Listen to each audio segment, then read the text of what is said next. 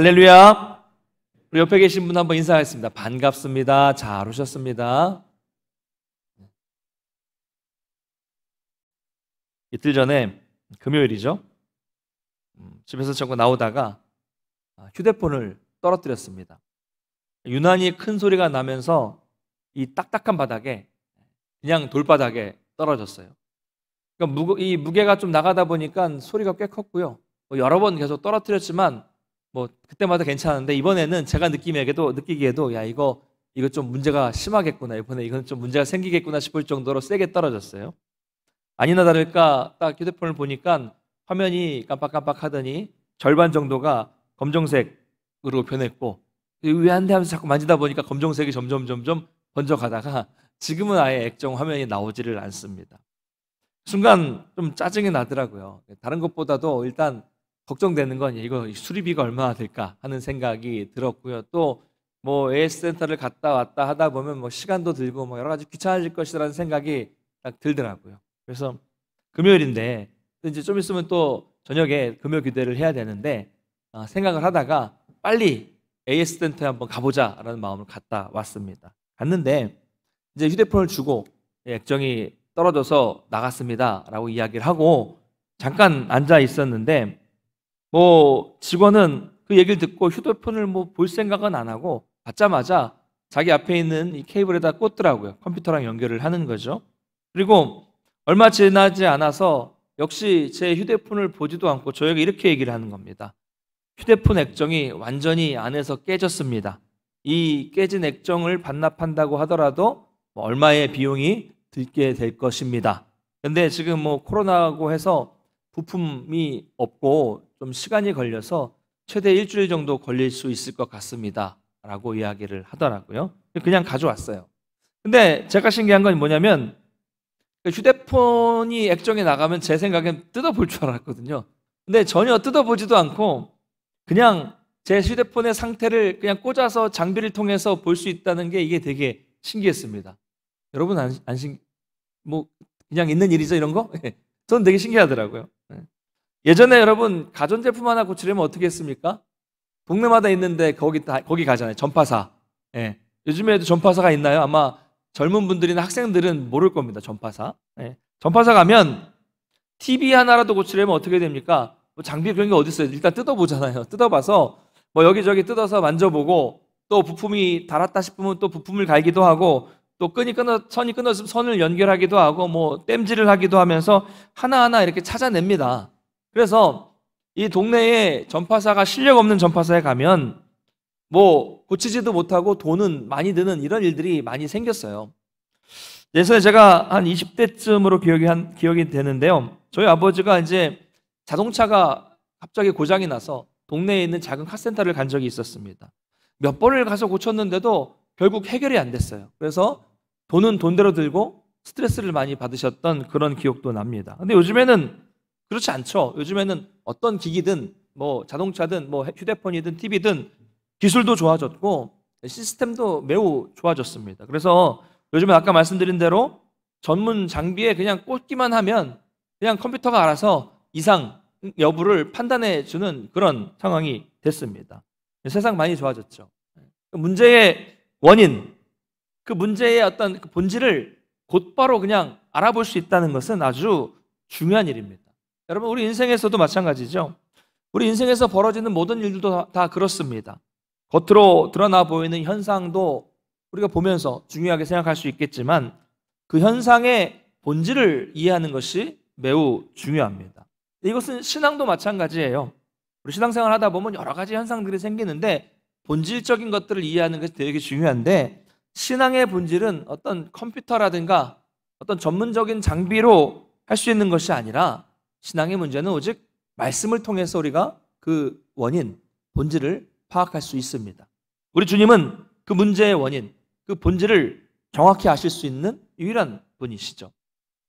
우리가 2주 전에 8장에 나타나는 마지막 사건을 살펴보았습니다. 예수님께서 귀신 들린 자에게 가셔서 그 귀신을 돼지떼에게로 쫓아낸 사건이었죠. 그래서 이 일로 인해서 그 지역은 이방 지역이었습니다. 가다라라는 이방 지역이었는데 그 이방 지역의 모든 사람들이 놀라서 나와서 예수님께 그 지역에서 떠나시기를 간구했습니다. 떠나달라고. 제발 좀 떠나달라고. 왜 그랬죠? 무섭게 자신들 주변에 이 무덤에서 막 사납게 사람들을 괴롭혀서 그 귀신 들린 자를 쫓아내신 그 놀라운 능력을 보이신 예수님의 그 능력을 보고 그 능력에 감격하고 주님을 따르겠다고 말한 것이 아니라 그들은 그 수천 마리, 2,000마리의 돼지떼를 이름으로써 몇 억의 이 발생한 물질적인 피해를 더 중요하게 생각했기 때문에 그 능력보다 물질적인 피해를 중요하게 생각했기 때문에 예수님을 가시라고 한 거죠. 인간의 어리석음을 보여주는 대표적인 사건이었다라고 말씀을 드렸습니다. 자, 그래서 예수님은 원래 배를 타고 그쪽 지역으로 가셨다가 그쪽 지역 주민들이 원하지 않으니까 다시 배를 타고 원래 사역하셨던 본 지역으로 오시게 된 것입니다. 이것이 오늘 본문의 배경입니다. 역시 예수님이 다시 돌아오시니까 사람들은 또 모여들기 시작했습니다. 그러니까 이방 지역에서 예수님이 가시라고 하셨던 반응과는 전혀 다른 반응을 보이고 있는 것입니다. 이때 한 중풍병자를 사람들이, 아마 그 친구들이겠죠, 그 사람들이 데리고 옵니다. 근데 이 중풍병자는 움직일 수 없었기 때문에 침상채로 그대로 데리고 온 것입니다. 문제는 예수님께 왔는데 예수님이 계신 그 집을 둘러싼 사람들이 너무 많이 있었다는 점이죠. 너무 많아서 예수님께 접근할 수가 없었습니다. 그래서 이 마가복음과 누가복음에도 같은 이 말씀이 기록이 되어 있는데요. 이 다른 복음서를 보면 사람이 너무 많아서 예수님께로 갈 수 없었기 때문에 이 사람들, 이 친구들이 지붕에 기와를 벗기고 지붕 위에서 그 침상채로 예수님께로 달아내렸다라고 이렇게 기록을 하고 있습니다. 자, 여러분, 이 장면이 상상이 되십니까? 한번 여러분 머릿속에 그림을 그려보시기를 바랍니다. 우리가 말씀에는 이렇게 침상채로 내렸다 이렇게 잘 상상이 그냥 간단하게 볼 수 있겠지만 한번 상상을 해볼게요. 우리 교회를 한번 생각해 볼까요? 주일에 이렇게 모여서 우리가 다 같이 예배를 드리고 있는데 제가 막 설교를 하고 있는데 갑자기 천장에서 막 우당탕탕 뚝딱뚝딱 거리는 소리가 들리더니 갑자기 천장이 쫙 열리고 거기서 줄에 매달린 침대가 내려옵니다. 슬슬 내려오더니 그 위에 누가 있어요? 환자가 있어요. 여러분 기분이 어떠시겠어요? 이렇게 전통과 예를 중시하는 이 안동에서 저런 무례한, 저런 이상한 요상한 일이 있을 수 없는 거겠잖아요. 그렇죠? 참 무례한 일입니다, 이건. 어쨌든 이유야 어떻든 간에 참 황당한 일이 벌어지고 있는 거예요. 한번 생각을 해볼까요? 지붕을 뜯어내는 작업. 저는 못합니다. 못할 것 같아요. 지붕을 뜯어내는 작업하는 게 일단은 옛날에 좀 더 지금보다는 간단하다고 하더라도 쉽지는 않았을 거고요.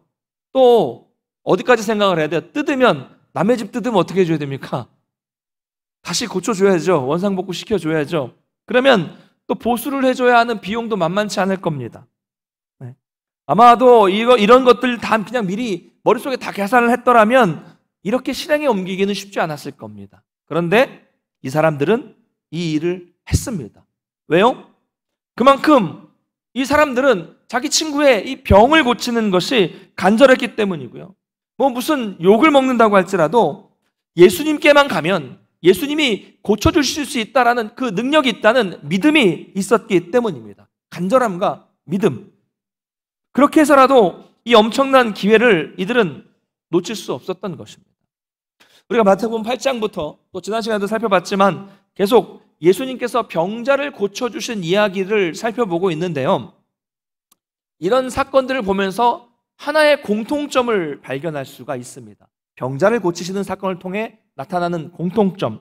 그것은 뭡니까? 믿음이 있는 사람은 주저하지 않았다는 점. 믿음이 있는 사람은 주저하지 않았어요. 지난 시간에 살펴봤던 10명의 나병 환자도 그랬죠.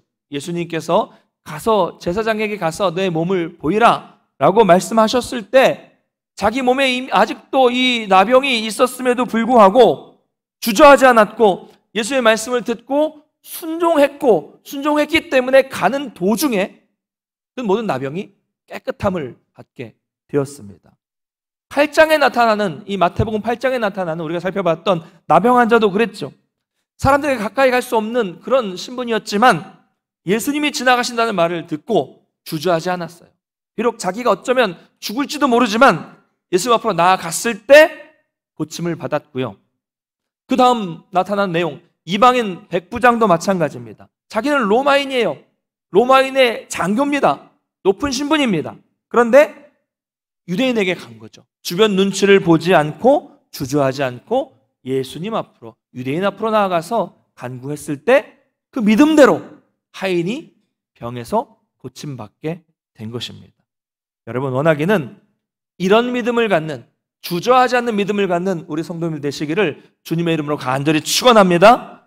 벽이 생겼을 때 주저하는 것이 아니라 벽을 뚫고 가는 믿음, 그 벽을 넘어가는 믿음, 주님을 향한 확고한 믿음, 가면 된다, 넘어갈 수 있다라는 믿음, 이런 믿음으로 우리 예수님께 여러분 나아가십시오. 우리 주님은 그 우리의 믿음을 보시고 반드시 저와 여러분의 기도를 말씀처럼 들어주실 것입니다. 할렐루야. 어쨌든 간에 지붕을 뚫고 그 침상 그대로 내린다는 건 상당히 당시로서는 엽기적인 사건이었습니다. 충격적인 사건이죠.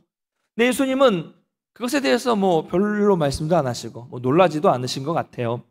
성경을 보니까 뭐라고 말씀하고 있냐면, 예수님은 그 광경을 보시고 뭐라고 하세요? 예수님 앞으로 나온 사람들의 믿음을 보셨다.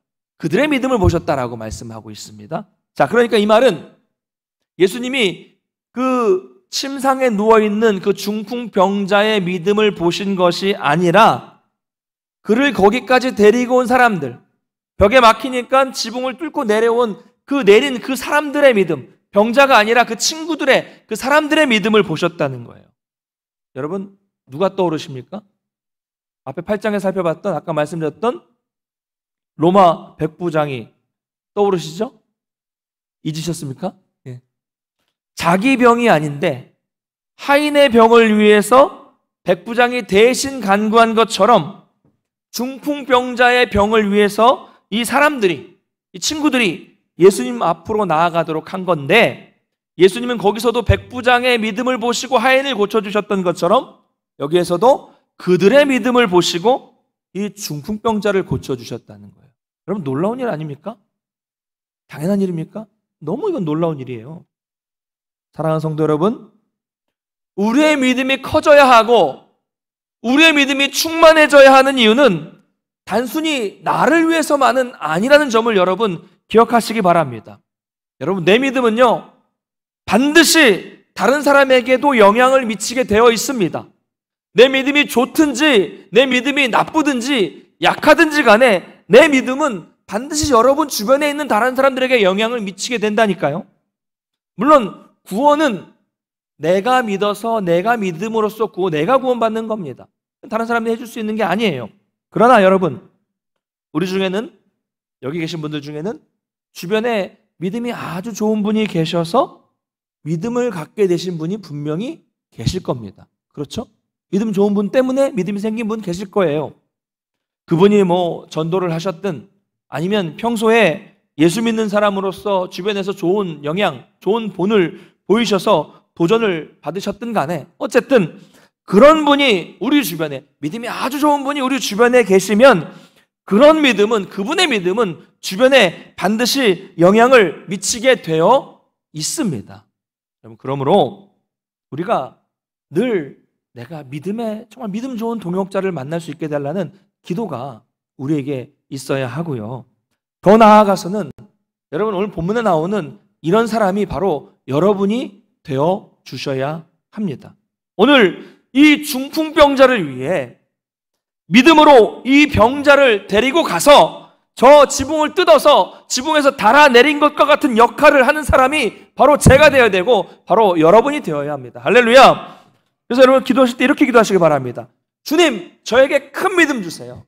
저에게 큰 믿음 주셔서 그 믿음을 가지고 내가 주변에 선한 영향력을 미치며 살아갈 수 있도록 인도해 주시옵소서. 할렐루야. 이런 기도가 우리에게 필요합니다. 그래서 이들의 행동에 대해서 예수님은 어떻게 반응하세요? 2절 마지막에 보니까 다른 곳에서처럼 예수님이 그래, 네가 병이 나았다, 깨끗함을 받았다라고 말씀하시지 않으셨습니다. 독특해요. 이번에는 작은 자야, 소자야, 내 죄사함을 받았느니라 라고 말씀하세요. 자, 왜 죄사함 이렇게 말씀하셨을까요? 자, 먼저 이건 좀 약간 신학적인 내용인데, 다른 복음서 마가복음과 누가복음에는요 중풍병자를 위해서 지붕에서 내린 이야기를 구체적으로 설명하고 있어요. 강조하고 있다면 마태는 이런 내용을 쏙 뺐습니다. 생략했습니다. 그 이유는 예수님이 죄를 사하시는 권능을 가진 분이라는 것을 강조하기 위해서 다른 내용들은 좀 생략을 했어요.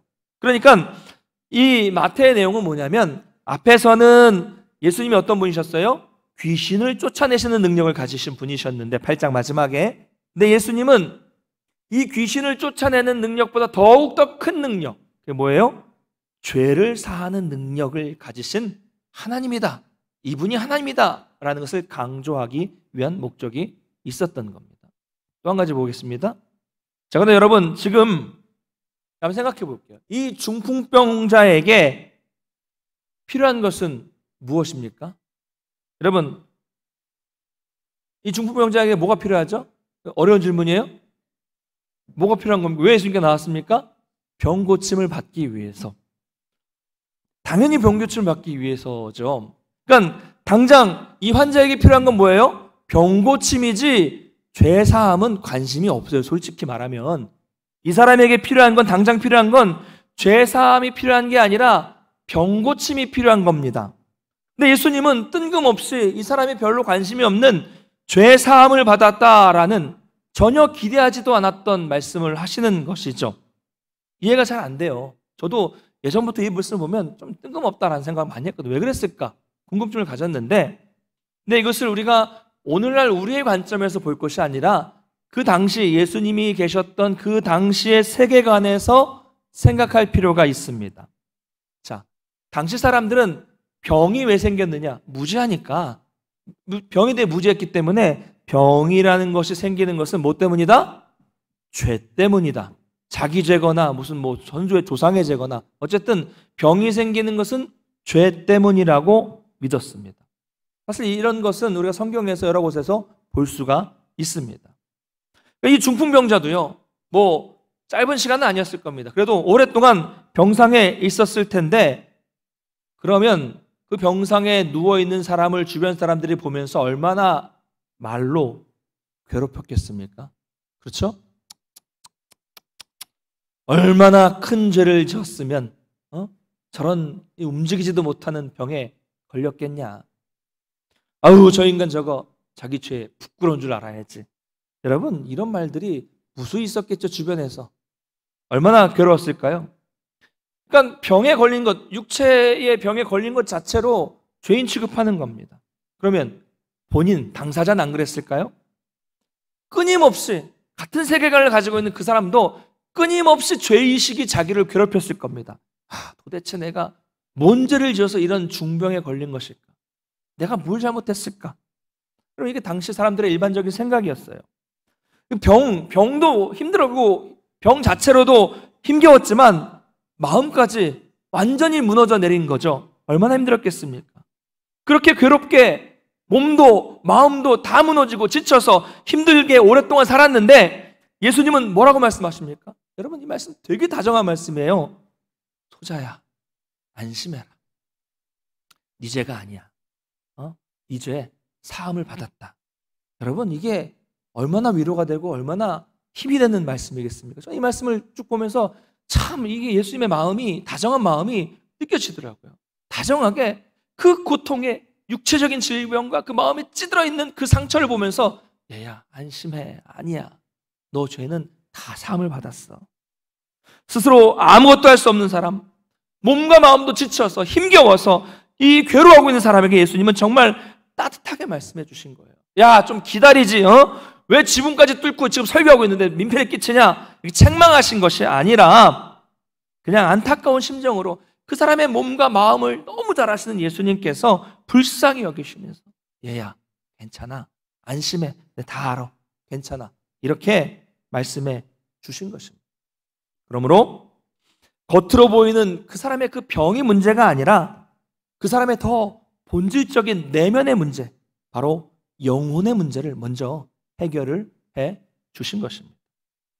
사랑하는 성도 여러분, 우리 예수님은 언제나 저와 여러분을 이렇게 다정하게 바라보시고 다정하신 분이라는 것을 여러분 믿으시기 바랍니다. 여러분 오늘날 하루하루를 힘겹게 이 땅에서 살아가고 있는 저와 여러분을 향해서 우리 주님은 말씀하십니다. 너 왜 그랬니? 너 어제도 거기서 죄 졌더라? 이렇게 따지시는 것이 아니라 우리 주님은 다 우리의 이 속과 겉에 이 상처와 아픔을 아시면서 힘들었지. 얘야 괜찮아. 내가 네 죄 사해 줄 거고 내가 네 문제까지 다 해결해 줄 거야. 안심해. 할렐루야. 우리가 예수님께 믿음으로 나아가면 우리 주님은 이렇게 맞이해 주십니다. 오늘 마태가 여기서 강조하고 있는 이 사건을 통해서 강조하고 있는 것은 죄 사함이 그 어떤 것보다도 중요한 것이고 예수님은 바로 죄를 사하는 권능을 가지신 분 하나님이다라는 것을 말씀하고 있는 것입니다. 자, 그런데 이렇게 참 따뜻하고 참 은혜로운 분위기에 찬물을 끼얹는 사람이 거기 그 자리에 있었습니다. 바로 이 장면을 본 서기관들이죠. 그들은 예수님의 말씀을 듣고 속으로 아유 저런 신성모독을 할 수 있다니 이런 생각을 했습니다. 왜냐하면 여러분 죄를 사하는 권세는 누구에게 있는 겁니까? 인간이 죄를 사할 수 있어요? 제가 죄를 사하노라 할 수 있습니까? 그건 인간의 영역이 아니에요. 하나님의 영역이었기 때문입니다. 그래서 그들이 보면서 신성모독이라고 말한 거예요. 근데 그들은 속으로 생각했는데 예수님은 다 알고 계셨습니다. 4절과 5절 말씀을 같이 한번 읽어보겠습니다. 4절, 5절 같이 읽겠습니다. 시작. 예수께서 그 생각을 하시고 이르시되 너희가 어찌하여 마음에 악한 생각을 하느냐 내 죄 사함을 받았느니라 하는 말과 일어나 걸어가라 하는 말 중에 어느 것이 쉽겠느냐. 아멘. 예수님께서 이렇게 질문하십니다. 자, 죄 사함을 받았다라고 하는 말과 일어나 걸어가라 하는 말 중에 어떤 것이 더 쉽겠느냐라고 질문을 하십니다. 여러분, 어떤 말이 더 쉽습니까? 죄 사함을 받았다? 이 말이 쉽습니까? 아니면 일어나 걸어가라? 이 말이 쉽습니까? 전자입니까? 후자입니까? 둘 다 쉬우세요? 말하기는? 그럼 말로 하는 것은요, 전자가 쉬워요. 내 죄 사함을 받았다. 사람은요, 사람의 말은 전자가 쉽습니다. 여러분 죄 사함을 받았다라고 말해놓고서 그 사람이 진짜로 죄 사함을 받았는지 그 사람이 죄 사함을 받지 않았는지 볼 수 있어요? 없어요? 안 보여요. 말만 하면 내가 말하면서 사기꾼은 봐라 저 사람 죄 사함 받았지 않습니까? 라고 말하면 다 속는 거예요. 속이는 사람은 그렇게 말할 수 있습니다. 말은 쉬워요. 말해놓고 증거를 보일 수 없으니까 말로는 쉽게 할 수 있는 것입니다. 그러나 후자는 어떻습니까? 일어나 걸어가라. 중풍병자에게 죄사함을 받았느니라가 아니라 일어나 걸어가라 이 말을 하면 진짜로 그 병자가 일어나서 걸어가야 되잖아요. 그렇죠? 그렇기 때문에 말로 하는 것은 이것이 더 어려운 일입니다. 사람에게는 이게 훨씬 더 어렵죠.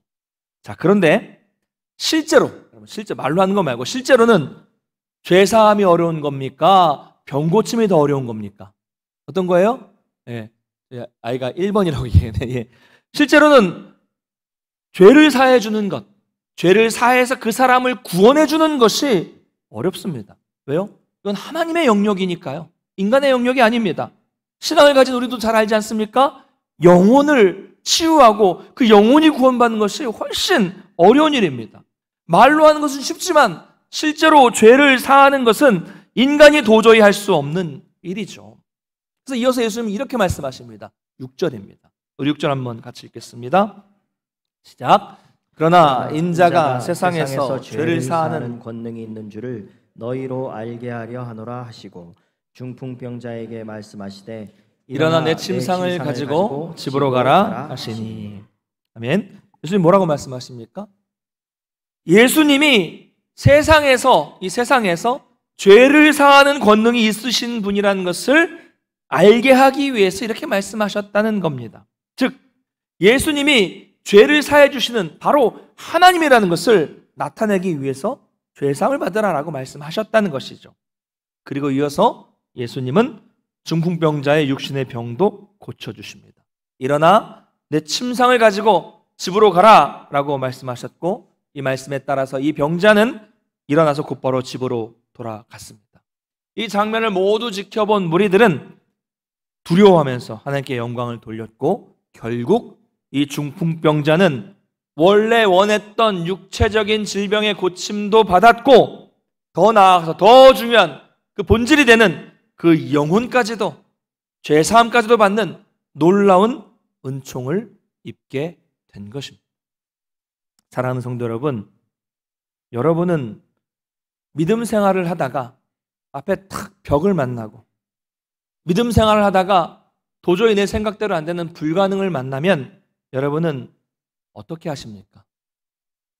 열심히 간절히 기도하면서 주님을 찾았는데 그 길이 딱 막히면 여러분 어떻게 하시겠습니까?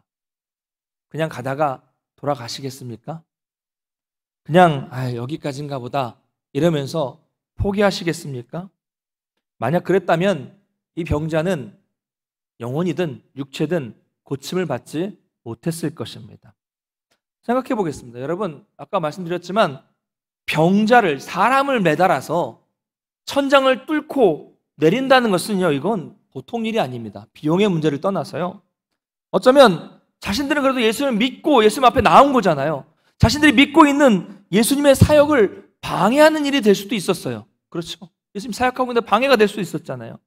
또 그 자리에 모여있는, 우리 교회라고 생각해봐도 이 자리에 모여있는 수많은 사람들에게 욕을 먹을 수도 있는 일이었습니다. 그렇죠? 딱 내려오면서 자기가 말씀 듣는데 방해가 되면 얼마나 짜증이 날까요? 야, 너만 병 있어? 이럴 수 있죠. 왜 그렇게 이기적이냐? 이 지금 수많은 사람들이 말씀 듣고 있는데 이 사람들은 다 무시하고 있는 거 아니야? 우리 지금 말씀 듣고 있는 거 안 보여? 또 그 마을에 중풍병자 다 알아요. 아는 사람이에요. 저 사람, 저 김씨, 저 중풍병자 우리가 다 아는 사람이잖아. 한두 해도 아니고 저렇게 오랫동안 병상에 누워있는 사람이 무슨 고침을 받겠다고 자기만 생각하면서 이런 유난을 떨고 민폐를 끼치냐? 충분히 이런 이야기가 나왔겠죠. 근데 지금 그들에게는 이런 것은 문제가 아니었습니다. 그런 욕, 이런 수모, 이 정도는 아무것도 아니죠. 어떻게 해서든지 이 중풍병자를 예수님 앞에 보이는 것, 이게 중요했습니다. 보이기만 하면, 예수님이 그 사람을 보시기만 하면 어떻게든 해주시겠다고 하는, 해주실 것이라는 믿음이 있었고, 또 이 기회를 놓치면 다시는 기회를 얻을 수 없을 것이라는 이 절박함이 있었기 때문에 그런 수모, 욕, 들을 것 다 감수하고 예수님께 이 사람을 보내게 된 것이죠. 사랑하는 성도 여러분, 믿음은 끝까지 포기하지 않는 것입니다. 할렐루야.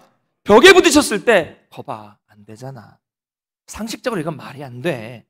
이런 일은 여태껏 한 번 없었어. 이렇게 말하면서 돌아선 사람을 우리는 뭐라고 말합니까? 믿음이 없는 사람이라고 말하죠. 믿음의 세계는 한계를 뛰어넘는 것입니다. 우리의 경험을 뛰어넘고, 지식을 뛰어넘고, 이성을 뛰어넘고, 합리적인 것, 합리성을 뛰어넘는 게 믿음의 세계입니다. 그래서 터툴리안이라는 교부는 이렇게 말씀하셨어요. 나는 불합리하기 때문에 믿는다. 내가 이해가 돼서 믿는 게 아니라 이건 불합리하기 때문에 믿음으로 나아간다라고 말하고 있는 것이죠. 여러분, 우리 이성을 뛰어넘어야 됩니다. 우리가 이 머릿속에 머무르고 있으면요, 믿음의 세계에서는 아무것도 할 수 없어요. 진정한 믿음은 또 머리로만 가지고 있는 믿음이 아니라 오늘 말씀처럼 행동하는 믿음이에요. 행동하는 믿음. 이들의 믿음이 그랬죠. 머릿속에 예수님께 나아가면 고침 받을 거야. 머릿속에 생각만 하면 무슨 의미가 있습니까? 행동하는 믿음. 행동하는 믿음. 여러분, 과연 우리의 믿음은 어떻습니까? 우리는 너무 쉽게 포기하지 않을까요? 기도하는 것만 봐도, 기도 하나만 봐도 잠시 앉아 있다가 기도가 안 되면 쉽게 그냥 자리를 박차고 일어나서 돌아갑니다. 제가 예전에 많이 그랬거든요. 앉아서 졸려요. 새벽에 졸리면 이렇게 잘 거면 집에 가서 편안하게 자자. 그리고 그날은 포기하고 그냥 가버립니다. 너무 쉽게 포기해요. 여러분, 앉아서 졸리면, 벽에 부딪히면, 집중이 안 되면 서서 하세요. 서서 해도 됩니다. 서서 하십시오. 안 되면 찬양을 부르시거나, 안 되면 성경을 읽으시거나, 또 계속 하나님에 대한 묵상 쭉 하면서 은혜를 달라고 더 매달려야죠. 더 매달려야죠. 더 깊이 하나님께 집중해야 됩니다. 그렇게 나아가면 하늘이 열리고 하나님이 임재하시는 것을 경험할 수 있어요. 여러분 그 경험 있으시잖아요. 근데 우리는 너무 쉽게 포기하는 겁니다. 그냥 자기 생각에 그냥 오늘은 날이 아닌가 보다. 오늘만 날이냐? 내일 다시 오자. 다음에 다시 오자. 이런 생각들이 늘 있으면 그 사람의 신앙에는 변화가 없을 수밖에 없는 것입니다. 그래서 예배나 우리의 신앙생활이나 우리 일상생활 다 마찬가지입니다. 여러분, 우리의 이성, 머리를 넘어서서 죄를 사하시는 권능, 이 능력을 가지신 능력의 주님을 계속 바라보는 거예요. 이게 믿음입니다. 그래서 끝까지 포기하지 않고 믿음으로 직진해서 나아가야 하는 것, 바로 이것이 오늘 말씀처럼 은총을 입을 수 있는 믿음입니다. 사랑하는 성도 여러분, 말씀을 맺겠습니다. 여기에는 하나의 전제가 있어요. 그건 뭐냐면 우리 주님은 언제나 선하시고 언제나 나에게 좋은 것을 주시기 원하는 분이다 라는 전제입니다. 할렐루야. 자, 지난 시간 한 주간 기도하면서 다시 한번 깨달은 내용이 바로 이거예요. 하나님은 여태까지 선하셨구나. 선하게 인도하셨고 정말 하나님은 앞으로도 나를 선하게 인도하시는 분이구나 라는 것을 다시 한번 깨달았습니다. 여러분, 우리 인생에는 많은 문제들이 나타나고 많은 상황들이 나타날 겁니다. 근데 거기에 여러분 집중하지 마십시오. 거기 집중하지 마시고 우리는 항상 그 너머에 계시는 주님을 바라봐요. 주님께 집중해야 됩니다. 그 주님은 어떤 분입니까? 오늘 말씀처럼 죄를 사하는 권능을 가진 주님. 우리가 이 믿음을 가지고 나아가기만 하면 주님은 우리를 용서해 주시고 우리를 구원해 주십니다. 여러분, 죄를 사하는 권능은 인간이 할 수 있는 일이 아니에요. 하나님의 능력입니다. 가장 중요하고 본질적인 능력입니다.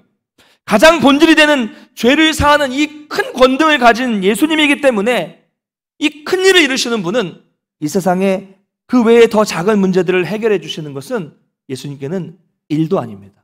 그렇죠? 일도 아닙니다. 이 큰 능력을 해낼 수 있는 예수님께는 우리의 작은 문제들은 일도 아닙니다. 쉬운 일이에요. 그래서 예수님은 그렇게 믿음으로 나아가는 저와 여러분에게 오늘 말씀처럼 우리의 영혼뿐만이 아니라 우리의 육체적인 필요까지도 채워주시고 해결해 주십니다. 할렐루야. 이 주님을 신뢰하십시오. 이 주님의 능력을 인정하십시오. 그리고 그 믿음으로 날마다 힘있게 이 땅을 주님과 함께 걸어가실 수 있는 우리 모든 성도님 되시기를 주님의 이름으로 간절히 축원합니다. 자리에서 일어나서 함께 찬양하고 기도하겠습니다. 말씀 앞에서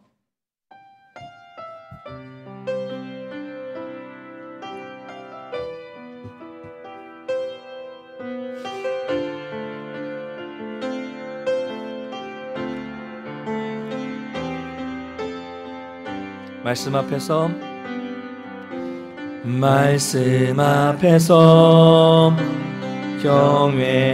경외함으로 주께 홀로 섭니다. 생명의 말씀 읽고 순종해 주를 예배합니다. 다시 한번 고백합니다. 말씀 앞에서 경외함으로 주께 홀로 섭니다. 생명의 말씀 읽고 순종해 주를 예배합니다. 기록된 말씀 힘이 있어서 진리로 우리 거룩해 하며 거룩한 말씀 세세 영원히 복음이 되어 말씀하시네.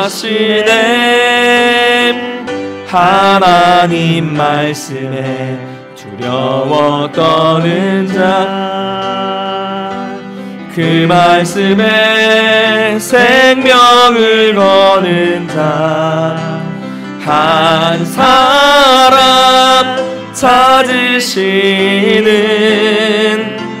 주님의 약속을 믿어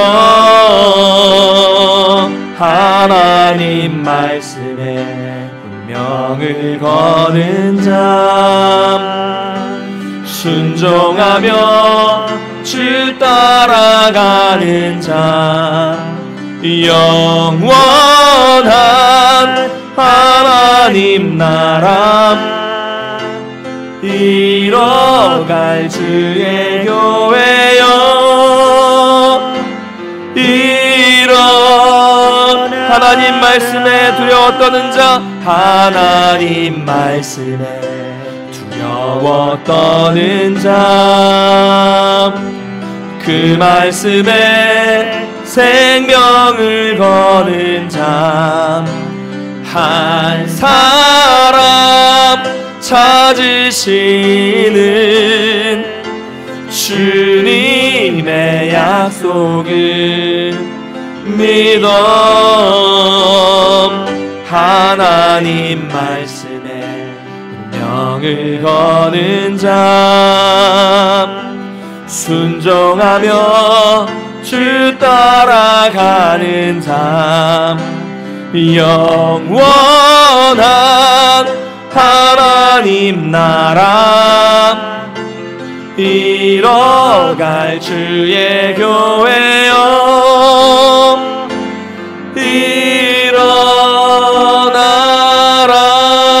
일어나라.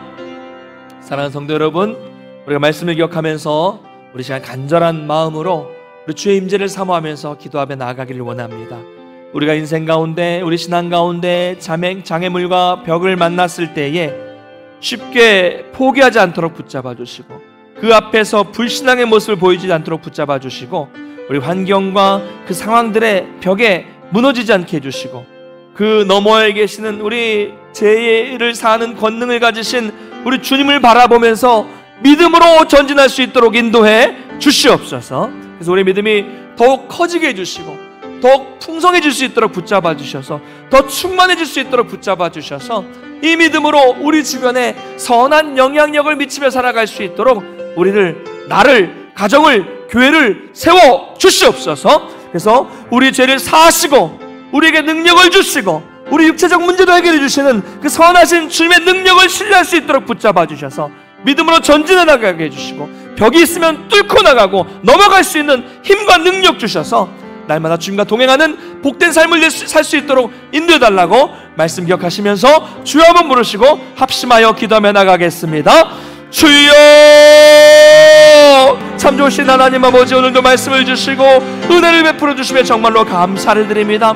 우리가 인생의 장벽 앞에, 인생의 장애물 앞에 우리가 주님을 향한 믿음을 가지지 못하고 불신의 모습으로 살아갔던 모습이 있다면 우리를 불쌍히 여겨주시고 하나님 용서하여 주시옵소서.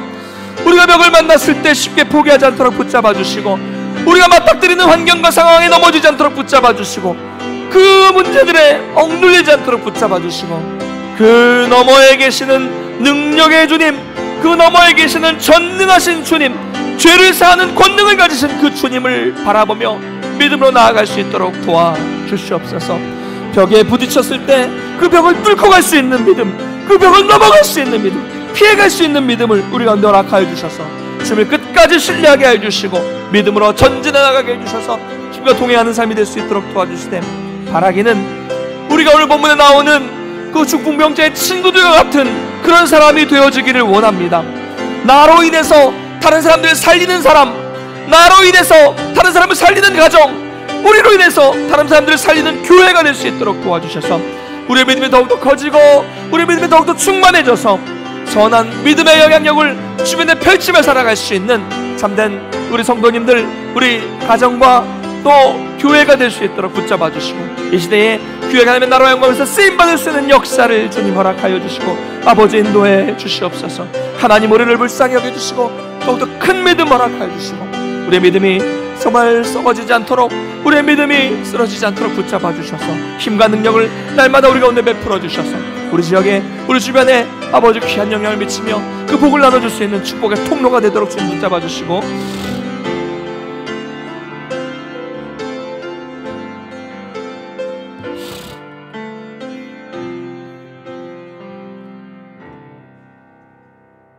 참 좋으신 하나님 아버지 은혜와 사랑에 감사를 드립니다. 오늘 말씀을 통해서 우리가 죄를 사하는 권능을 가지신 우리 주님을 믿으며 또 어떤 믿음 생활을 해야 할지 또 깨달을 수 있도록 인도하시니 감사를 드립니다.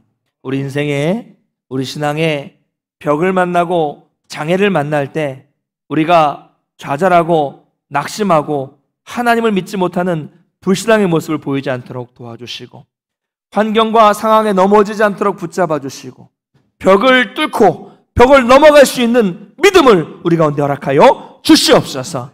그 벽 너머에 계시는 권능의 주님, 전능하신 주님을 바라보며 날마다 승리할 수 있도록 붙잡아 주셔서 믿음으로 전진해 나가며 주님과 동행하는 복된 삶이 될 수 있도록 우리를 붙잡아 주시옵소서. 원하기는 오늘 말씀에 나오는 이 중풍병자를 주님께 데리고 간 그 사람들이 바로 우리가 되어지기를 원합니다. 우리의 믿음이 더욱더 커질 수 있도록 붙잡아 주시고 더욱더 풍성해지고 충만해질 수 있도록 붙잡아 주셔서 정말 믿음을 가지고 벽에 부딪혔을 때 지붕을 뚫고 침상을 내리면서까지도 이 한 영혼을 구원하기 위한 그 친구들처럼 우리에게도 그런 믿음을 허락하여 주셔서 선한 믿음의 영향력을 주변에 펼치며 살아갈 수 있는 축복의 통로가 될 수 있도록 우리 개인과 우리 가정과 우리 교회를 사용하여 주시옵소서.